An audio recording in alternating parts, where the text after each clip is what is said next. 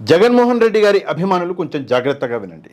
ఆంధ్రప్రదేశ్ ఎన్నికల్లో జగన్మోహన్ రెడ్డి గారికి అన్యాయం జరిగింది, ఈవీఎం ట్యాంపరింగ్ ద్వారా జగన్మోహన్ రెడ్డి గారిని ఓడించరు అని చెప్పేసి మీరు అనుకుంటే జగన్మోహన్ రెడ్డి గారికి న్యాయం చేయడానికి మన దగ్గర ఒక అవకాశం ఉంది.